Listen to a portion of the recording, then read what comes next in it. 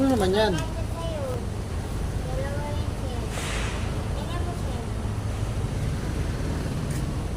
Dahil mong binta, ano ba to?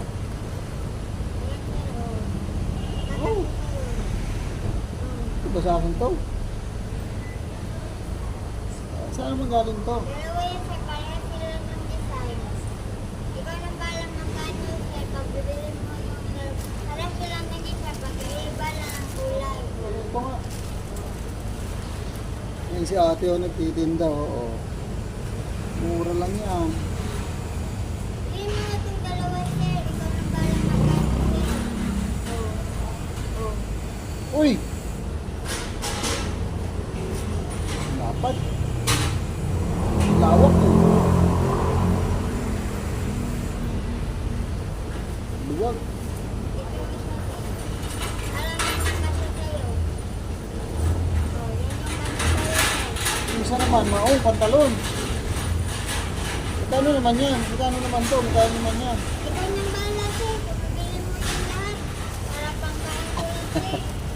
Ikaw na nang bahala sir.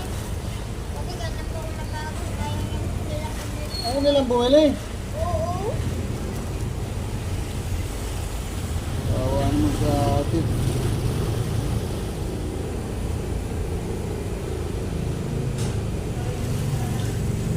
Tapos ito sir, bigay ko na lang Ano sa'yo. naman yan?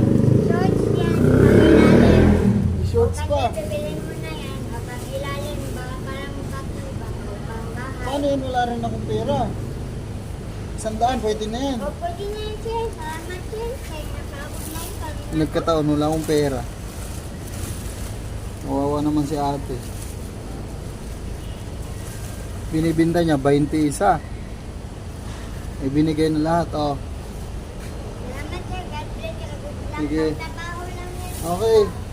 Ipapamigay ko na lang to. Hindi rin kasi siya sa akin eh. Yung mamahalin, tag-1,000 eh, pang-araw-araw mo, di makukupas, di ba?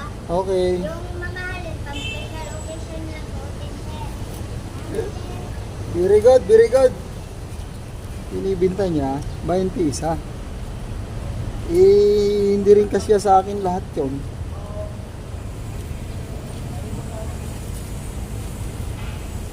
Kawawa naman, binigyan ko lang ng pangkain. Ay, buhay nga naman. Yan lang mga idol.